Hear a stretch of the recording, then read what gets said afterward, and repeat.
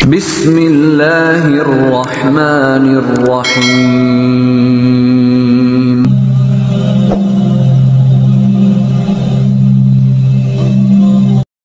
Assalamualaikum warahmatullahi wabarakatuh. Tidak semua hidup yang kamu jalani akan terasa adil. Tidak semua langkahmu akan membuatmu bangga. Dan tidak semua keputusan Allah akan kamu pahami sekarang. Tapi mungkin yang kamu anggap sebagai ketertinggalan adalah penjagaan. Yang kamu kira sebagai kesepian adalah cara Allah membentuk ruang dalam hatimu untuk Dia sendiri. Jika kamu pernah merasa hidupmu tidak seperti yang kamu inginkan, jangan terburu-buru menyalahkan takdir. Sebab ada kemungkinan, justru di balik hidup yang kamu keluhkan itu, Allah sedang melindungimu dari sesuatu yang tidak kamu tahu. Hari ini, kita akan menyusuri 10 tanda bahwa hidup yang tampaknya mengecewakanmu bisa jadi adalah bukti bahwa Allah sedang menjagamu dengan cara yang paling halus. Dan jika narasi ini mewakili luka yang tak pernah sempat kamu sampaikan, diam-diam jendela filsafat akan terus menyampaikan apa yang hatimu bisikkan tanpa perlu kamu jelaskan. Duduklah sebentar, bukan untuk mencari jawaban, tapi untuk mendengar ulang bahwa tidak semua luka adalah bencana. Sebagiannya adalah pelukan dari langit.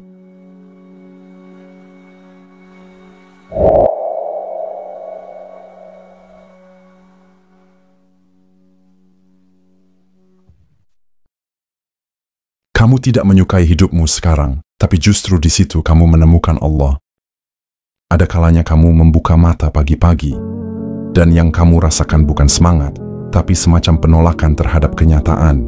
Seolah kamu ingin hidupmu adalah hidup orang lain. Seolah kamu ingin apa yang kamu alami ini hanyalah mimpi buruk yang segera berakhir. Dan disitulah Allah sedang dekat. Bukan dengan kejutan manis, tapi dengan kesunyian yang membuatmu diam. Dengan beban yang membuatmu menangis. Dengan takdir yang membuatmu bersimpuh. Kamu tidak suka dengan hidupmu sekarang. Tapi apakah kamu sadar betapa sering kamu berdoa sejak kamu merasa tidak bahagia? Betapa sering kamu mengadu sejak kamu kehilangan arah? Betapa banyaknya air mata yang jatuh, yang justru menyucikan hatimu? Allah tidak salah menempatkanmu di hidup ini, sebab bisa jadi, jika hidupmu terlalu sempurna, kamu akan lupa kepadanya. Jika jalanmu terlalu indah, kamu akan berpaling dari sajadah. Jika semuanya mudah, mungkin kamu tidak akan pernah bersujud dengan sepenuh luka. Maka mengapa ketika mereka ditimpa musibah, mereka tidak merendahkan diri? Artinya, Allah bertanya, mengapa saat ditimpa musibah, manusia justru tidak tunduk, tidak kembali? Ayat ini adalah teguran halus, bahwa ada maksud dari setiap hal yang tak kamu sukai, agar kamu belajar sujud dengan ikhlas, bukan karena ingin dunia pulih, tapi karena hatimu ingin pulang. Sungguh, kegelisahan adalah panggilan paling lembut dari Allah, agar engkau kembali ke dalam dirimu, lalu menemukan Dia di sana. Bisa jadi Allah menjauhkanmu dari hidup yang kamu suka, agar kamu tahu rasanya hidup dalam kehampaan, dan mulai mencari makna yang lebih dalam. Dalam hidup yang kamu tidak suka, ada bentuk kasih sayang yang tersembunyi, sebab Allah tidak ingin kamu jatuh cinta pada dunia. Allah ingin kamu rindu padanya. Dan terkadang, yang paling menyakitkan adalah yang paling menyucikan. Hidupmu sekarang bisa jadi adalah cangkir pahit yang sedang membersihkan hatimu dari racun cinta dunia. Kehidupan dunia hanyalah permainan dan senda gurau. Sedangkan kampung akhirat itulah kehidupan yang sebenar-benarnya, jika mereka mengetahui. Dunia tak lebih dari panggung singkat. Dan ketika Allah tidak memberimu hidup yang menarik, bisa jadi karena Dia sedang menunjukkan, wahai hambaku, aku ingin kamu pulang. Kamu tidak dihormati di dunia, agar kamu tidak terlena dengan pujiannya. Di zaman ini, begitu banyak orang mengukur harga dirinya dari jumlah yang mengenalnya, dari jumlah yang memujinya, dan dari seberapa terang hidupnya terlihat oleh orang lain. Tapi bagaimana jika kamu termasuk yang tidak dikenal, yang dilupakan, yang tidak dianggap, yang bahkan jika kamu tidak hadir, dunia tetap berjalan tanpa kehilangan apapun. Bukan karena kamu tidak berharga, tapi karena Allah sedang menjagamu dari ketenaran yang bisa membuatmu lupa diri, dari pujian yang bisa menghancurkan niat, dari sanjungan yang bisa merusak ikhlas. Kamu tidak dipilih dunia, karena kamu sedang dipilih langit. Dan bersabarlah terhadap dirimu bersama orang-orang yang menyeru Tuhannya di pagi dan petang hari dengan mengharap keridaannya. Dan janganlah kamu berpaling dari mereka hanya karena menginginkan perhiasan dunia. Ayat ini sering terlewat, tapi dalamnya luar biasa. Ia seakan berkata, jangan pandang rendah mereka yang tidak punya dunia, tapi punya Tuhan mereka. Kamu tidak punya banyak pengaruh di dunia? Tidak apa-apa. Kamu sedang dijauhkan dari kehidupan yang bisa membuatmu bertepuk dada. Dan Allah sedang menjaga hatimu agar tetap tunduk, bukan terbang karena pujian. Orang yang paling tinggi derajatnya adalah yang tidak dikenal penduduk bumi, tapi namanya disebut dalam perbincangan langit. Tidak semua yang kecil di mata dunia, kecil pula di mata Allah. Justru banyak orang-orang tersembunyi, yang jika mereka berdoa, Allah kabulkan karena hatinya bersih dari riya. Jika kamu tidak dikenal, mungkin itulah bentuk kasih sayangnya, agar kamu bisa dekat tanpa beban citra, agar kamu bisa menangis tanpa kamera, agar kamu bisa menyebut nama Allah tanpa harus dilihat siapapun. Dan janganlah kamu menganggap rendah dirimu, karena bisa jadi Allah memuliakanmu tanpa kamu sadari. Mengangkat derajatmu bukan lewat pujian, tapi lewat cinta yang hanya Dia tahu. Karena sesungguhnya orang-orang yang beriman dan beramal saleh, kelak Allah akan menjadikan bagi mereka kasih sayang di hati manusia. Dan kasih sayang dari Allah jauh lebih indah daripada sorak-sorai manusia. Kamu dibiarkan hidup dengan banyak keterbatasan, tapi itulah penjagaan agar hatimu tak serakah. Tidak semua orang diberi ruang luas dalam hidupnya. Ada yang dibekali kelebihan, ada yang justru dilahirkan dalam sempitnya keterbatasan. Dan mungkin kamu adalah orang yang kedua. Hidup pas-pasan. Rezeki tak pernah benar-benar cukup. Sering merasa kekurangan, walau sudah berhemat dan bersyukur sebisa mungkin. Lalu kamu bertanya dalam diam, kenapa hidupku selalu begini ya Allah? Bukankah Engkau maha kaya? Apakah aku tidak cukup berdoa, tidak cukup berusaha, tidak cukup bersyukur? Namun ternyata, kamu tidak sedang dibiarkan. Kamu sedang dijaga. Dari apa? Dari kerakusan, dari kelalaian, dari cinta dunia yang bisa membuatmu lupa bahwa hidup ini sementara. Dan sekiranya Allah melapangkan rezeki kepada hamba-hambanya, niscaya mereka akan melampaui batas di muka bumi, tetapi Dia menurunkannya menurut kadar yang Dia kehendaki. Sesungguhnya Dia maha mengetahui lagi, maha melihat hamba-hambanya. Maknanya, jika Allah beri semua keinginanmu, bisa jadi kamu akan terlalu jauh darinya. Karena justru di kekuranganlah manusia sering merasa butuh. Kamu boleh saja tidak punya banyak, tapi lihatlah jiwamu. Kamu masih tahu malu, masih peduli pada halal haram, masih merasa cukup meski tak berlebih. Dan itu adalah nikmat yang lebih besar dari dunia dan seluruh isinya. Karena jika Allah tak jaga hatimu lewat keterbatasan, barangkali kamu akan menjadi orang yang tahu banyak, punya banyak, tapi miskin jiwa. Terkadang kekurangan adalah bentuk kemurahan, karena jika kamu kaya dengan dunia, tapi miskin akan kerendahan hati, maka sesungguhnya kamu sedang bangkrut. Betapa seringnya kita mengira bahwa cukup itu adalah ketika memiliki segalanya. Padahal, menurut langit, cukup itu ketika kamu tidak rakus, ketika kamu merasa selamat meski tak mewah, ketika kamu tetap bersyukur meski hanya makan sederhana, ketika kamu tidak mencuri, tidak menipu, karena kamu masih percaya bahwa Allah lah yang menanggung rezekimu. Dan tidak ada suatu makhluk pun yang bergerak di bumi, melainkan dijamin rezekinya oleh Allah. Bahkan, semut kecil pun dijamin makanannya. Apalagi kamu, hamba yang telah sujud dan memanggilnya. Tapi jaminan itu tidak selalu dalam bentuk banyak, melainkan dalam bentuk cukup. Dan cukup adalah bentuk perlindungan, agar kamu tidak menggadaikan imanmu demi harta. Mungkin kamu tidak bisa membeli rumah, tidak bisa liburan, tidak bisa menyenangkan orang tuamu dengan barang-barang mewah. Tapi, lihatlah, kamu masih bisa tidur dengan hati bersih, masih bisa makan dari hasil yang halal, masih bisa tersenyum karena tidak ada yang kamu sakiti demi bertahan hidup. Dan itu adalah bentuk kemewahan yang tidak bisa dibeli oleh siapapun. Orang yang sedikit hartanya tapi cukup jiwanya lebih tenang daripada orang yang kaya tapi selalu takut kehilangan. Maka jika hari ini kamu hidup dengan banyak kekurangan, jangan langsung berprasangka bahwa itu karena Allah tidak sayang. Bisa jadi, itu karena kamu terlalu berharga untuk dibiarkan jatuh dalam keserakahan dunia. Allah tahu, jika kamu diberi banyak, kamu bisa lupa arah. Maka Dia jaga kamu, bukan dengan memberi lebih, tapi dengan menjaga cukup. Dan jika kamu sanggup menjalaninya, di hari akhir nanti, kamu akan tahu, keterbatasanmu hari ini adalah kemuliaanmu yang disembunyikan Allah dari dunia. Kamu merasa jalan hidupmu tidak indah, tapi justru itu yang menjauhkanmu dari dosa. Ada orang-orang yang tak pernah mencicipi kemewahan, tidak punya waktu senggang, tidak kenal rasa santai. Hidup mereka penuh tekanan, kerja keras, dan ketakpastian.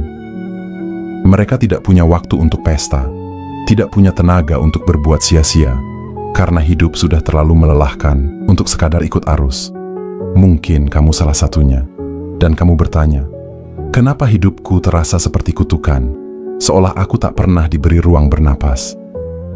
Padahal mungkin itulah bentuk perlindungan paling lembut dari Allah.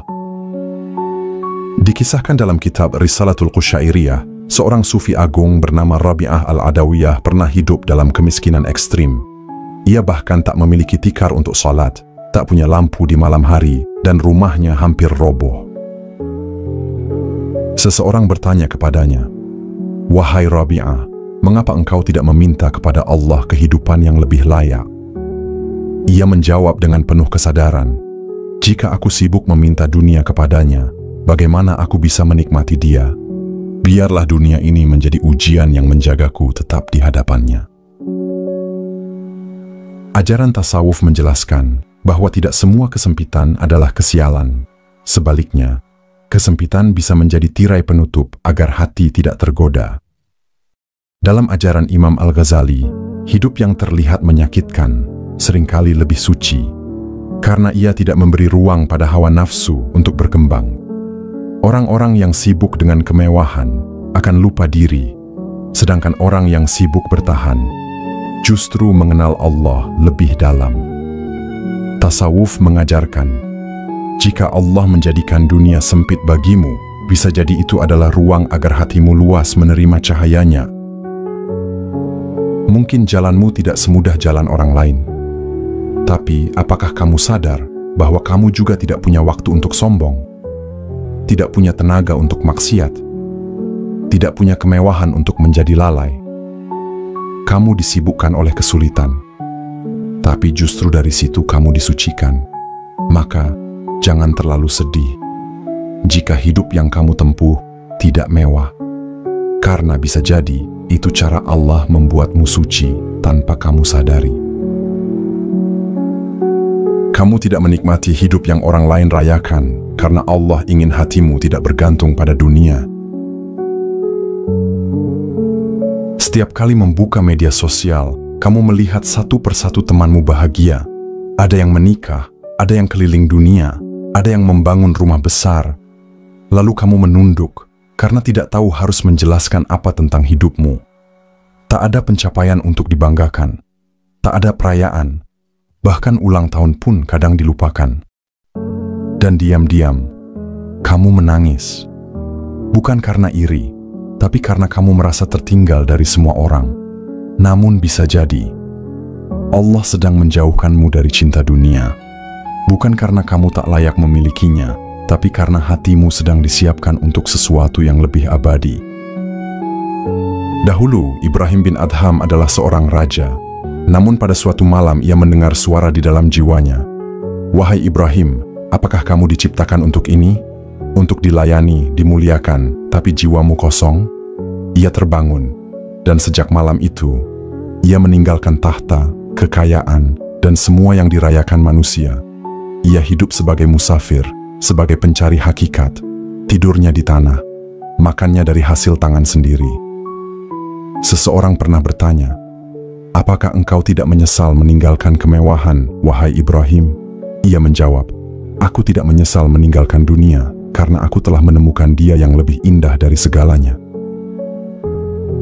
Dalam tasawuf, dunia disebut sebagai zullah, yaitu bayangan yang tampak indah namun tidak kekal. Dan orang-orang yang dipalingkan dari dunia bisa jadi adalah orang yang terlalu dicintainya, hingga Allah tidak ingin mereka menyia-nyiakan hatinya untuk sesuatu yang fana. Ajaran tasawuf menegaskan, cinta sejati tidak bisa tinggal di hati yang telah dipenuhi dunia. Maka Allah membersihkannya terlebih dahulu dengan pengasingan dan keterasingan. Mungkin kamu merasa asing di dunia ini, tidak punya banyak teman, tidak bisa menikmati apa yang orang lain banggakan. Tapi tahukah kamu, rasa asing itu adalah tanda bahwa hatimu sedang disiapkan untuk akhirat. Bahwa kamu sedang dijauhkan dari ketergantungan agar kamu bisa mencintai dengan murni. Mereka bersorak, kamu diam. Mereka berselfie, kamu menangis. Mereka berpesta, kamu menyendiri. Tapi dalam diam itulah, kamu sedang didekatkan kepada satu-satunya yang tidak akan meninggalkanmu, Allah.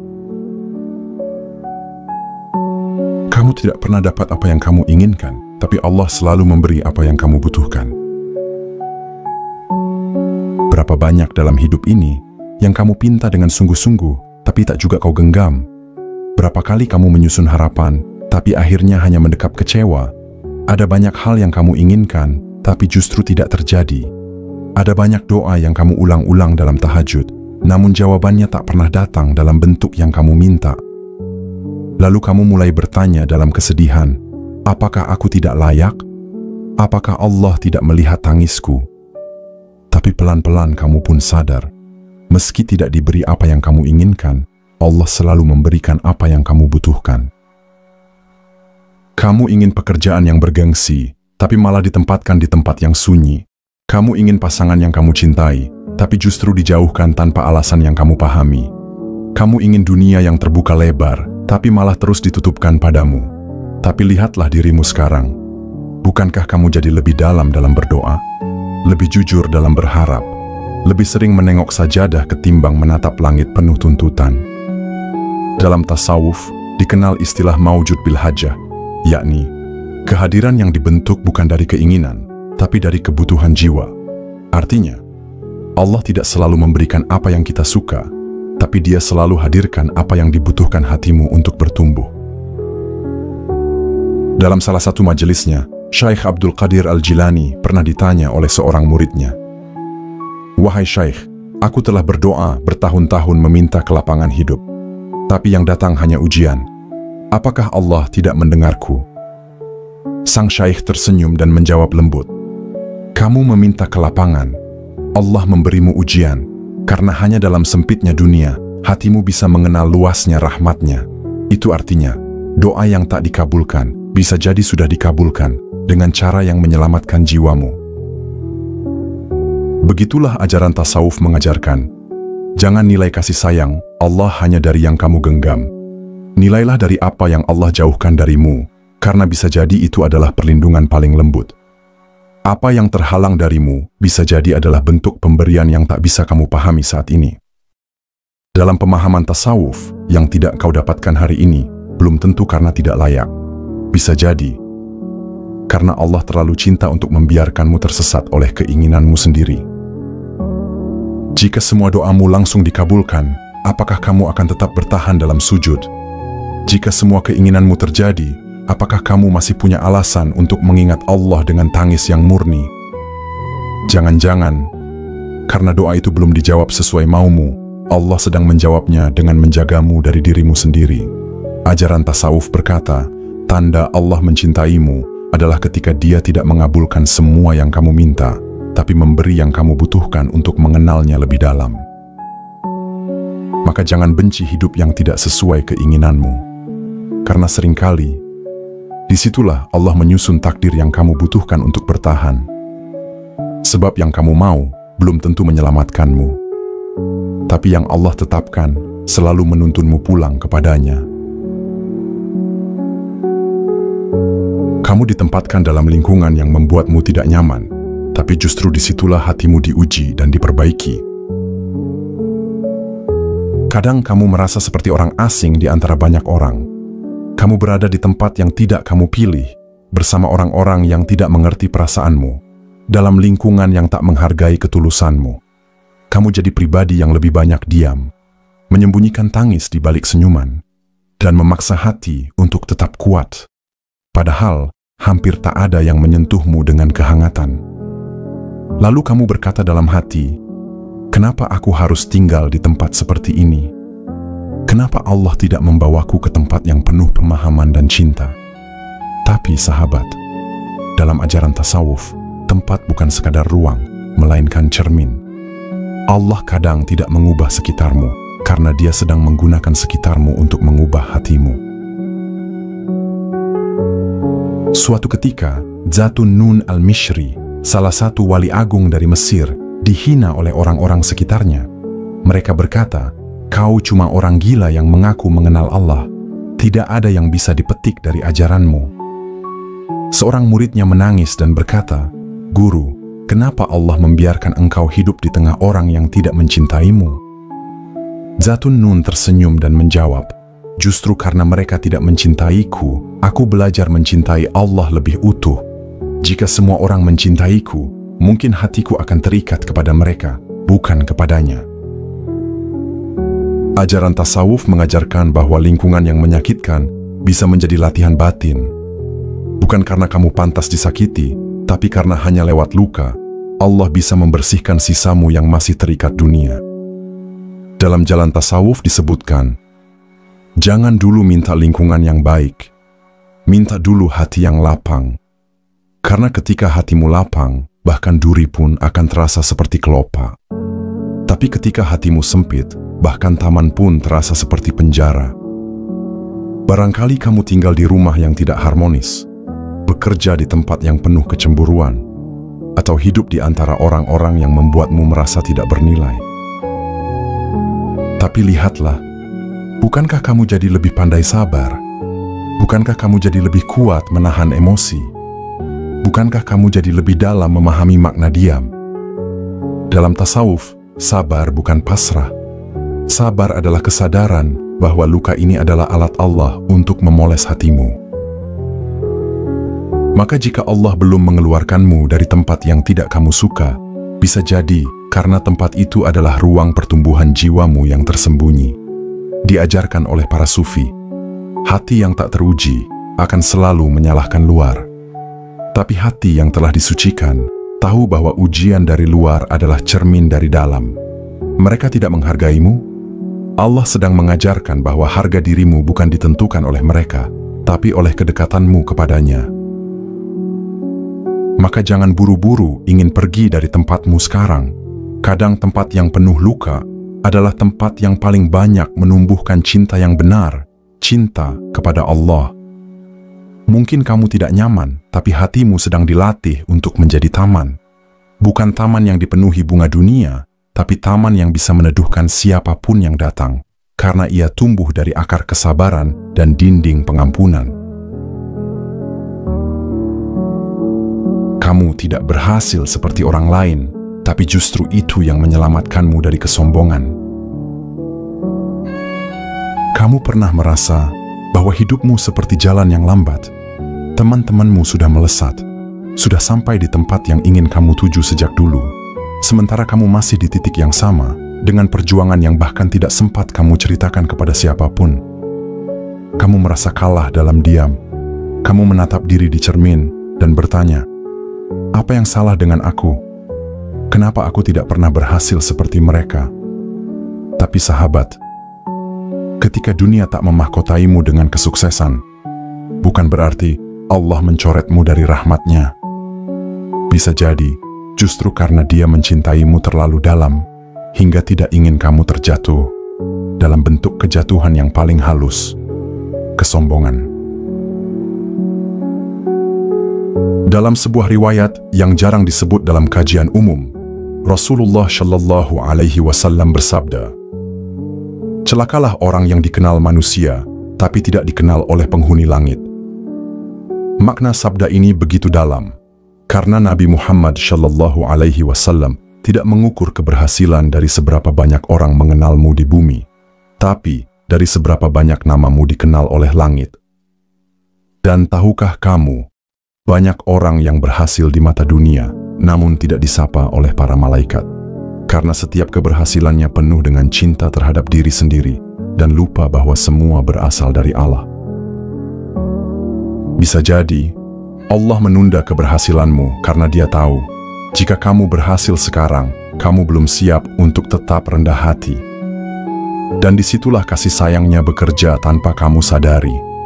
Allah bukan hanya menjaga rezekimu, tapi menjaga jiwamu dari kebangkrutan ruhani. Dan janganlah kamu berjalan di muka bumi dengan angkuh. Sungguh, kamu tidak akan dapat menembus bumi dan tidak akan sampai setinggi gunung. Makna ayat ini adalah, jangan mengira keberhasilan membuatmu besar, karena kamu tetaplah makhluk kecil di bumi yang luas ini.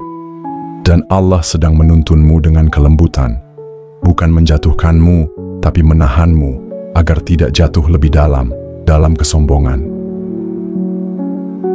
Pernahkah kamu melihat orang yang setelah sukses berubah cara bicaranya, berubah sikapnya, berubah cara pandangnya terhadap orang lain? Pernahkah kamu menyaksikan bagaimana satu pencapaian mampu membutakan hati seseorang terhadap nikmat yang lebih besar, rendah hati dan syukur? Maka jika hidupmu hari ini belum juga mencetak keberhasilan seperti orang lain, bukan berarti kamu gagal. Bisa jadi kamu diselamatkan. Diselamatkan dari lupa diri. Diselamatkan dari terputusnya hubunganmu dengan Allah. Diselamatkan dari pandangan angkuh yang meremehkan orang lain. Dan tidak semua orang mendapat penjagaan seperti itu. Dalam hidup Rasulullah Shallallahu Alaihi Wasallam sendiri, beliau adalah orang paling berhasil, namun juga orang yang paling rendah hati. Beliau makan di lantai, menjahit bajunya sendiri, membasuh bekas air wudhu sahabatnya, dan menangis dalam malam-malam yang sunyi, meski namanya telah dijamin dimuliakan oleh Allah. Dan justru karena itu, Allah angkat derajat beliau di langit dan bumi. Dan kami tinggikan bagimu sebutan, namamu. Allah tidak meninggikan siapapun, kecuali mereka yang hatinya paling tunduk kepadanya. Sahabat, jika hari ini kamu merasa tidak berhasil, jangan terlalu cepat menyimpulkan bahwa kamu tertinggal. Allah tidak ingin keberhasilanmu menjadi jalan yang menjauhkanmu darinya. Allah lebih memilih hatimu yang bersih daripada keberhasilanmu yang bercampur dengan ujub dan takabur. Dan kelak, jika kamu memang ditakdirkan berhasil, Allah akan memberi dengan waktu yang tepat dan hati yang telah siap untuk tidak menjadi angkuh. Tapi jika tidak, jangan bersedih, karena mungkin Allah sedang menjadikanmu orang yang disebut langit meski tak dikenal bumi. Dan itu adalah keberhasilan sejati yang tak bisa dihitung dengan angka. Kamu tidak punya banyak pilihan, tapi justru disitulah Allah menuntunmu tanpa kamu tahu. Ada masa dalam hidup di mana kamu merasa seluruh pintu tertutup. Satu persatu harapanmu padam. Peluang yang kamu kejar menghilang. Rencana yang kamu susun hancur begitu saja, tanpa kamu pahami sebabnya. Dan saat itulah kamu merasa paling sendiri. Bukan karena tidak ada orang lain, tapi karena kamu mulai sadar, kamu tidak tahu lagi harus melangkah kemana.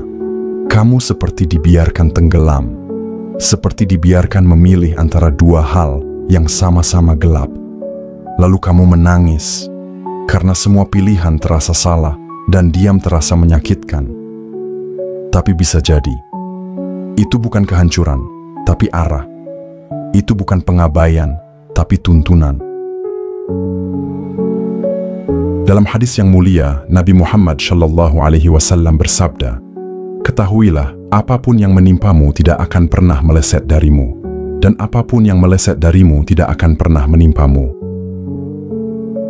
Maknanya jelas dan menenangkan jiwa. Tak satu pun yang terlewatkan darimu, kecuali memang tidak ditakdirkan bagimu. Dan jika ia tidak pernah menjadi milikmu, maka itu adalah bagian dari kasih sayang Allah yang belum kamu mengerti.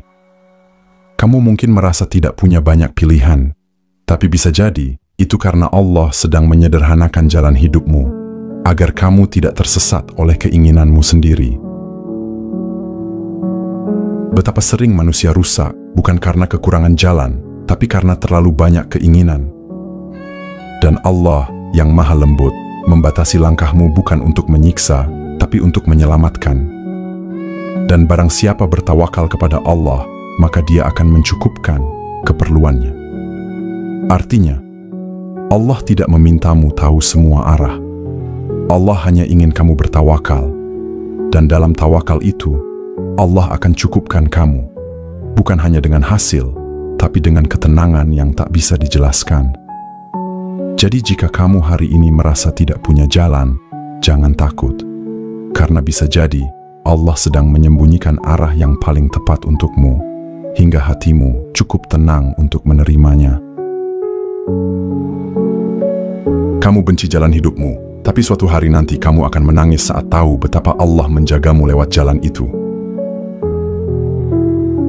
Mungkin saat ini kamu sedang melewati jalan yang kamu benci, jalan yang penuh luka, jalan yang membuatmu merasa tidak layak, jalan yang tidak ingin kamu ceritakan pada siapapun karena terlalu gelap.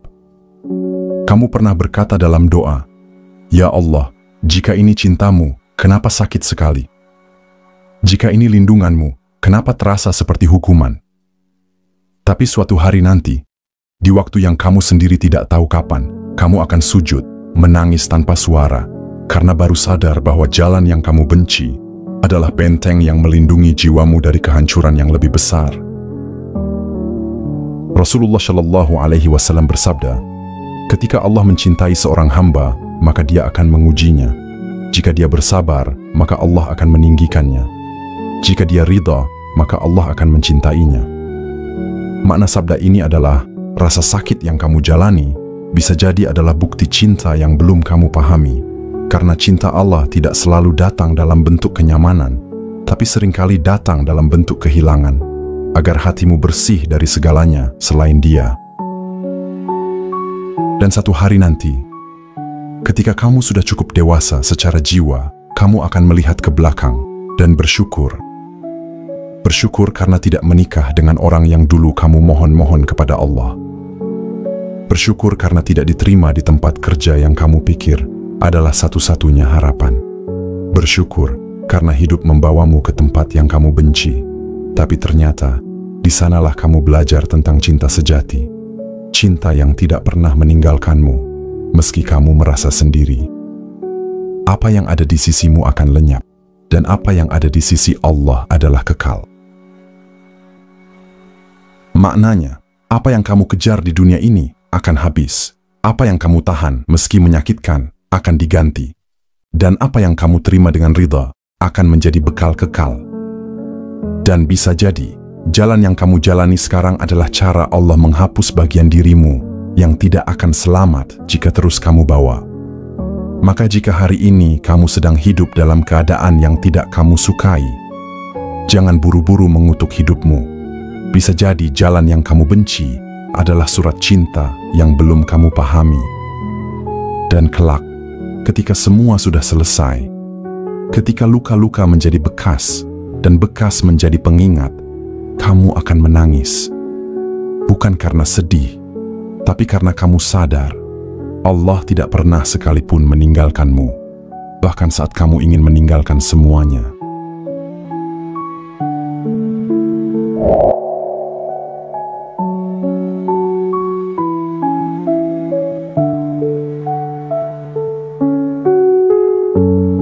Sahabat jiwa, jika kamu sudah menyimak 10 tanda ini dan merasa, mengapa semuanya terdengar seperti aku? maka mungkin itu bukan kebetulan. Itu adalah cara Allah menyentuhmu melalui pesan-pesan yang kamu anggap tak penting selama ini.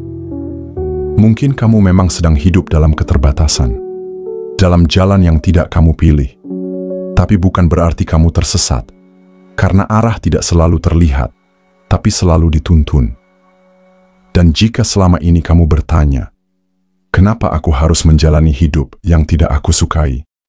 Barangkali kini kamu sudah tahu jawabannya, karena Allah sedang menjagamu lebih dari yang kamu bayangkan. Jika kamu merasa konten seperti ini memberi ruang bagi hatimu untuk mengerti, maka biarkan jendela filsafat menjadi teman yang mengingatkanmu pelan-pelan bahwa kamu tidak berjalan sendirian. Silakan bagikan jika kamu tahu ada jiwa lain yang sedang mencari arah. Atau cukup simpan saja untuk malam-malam yang akan datang ketika kamu kembali ingin menyerah.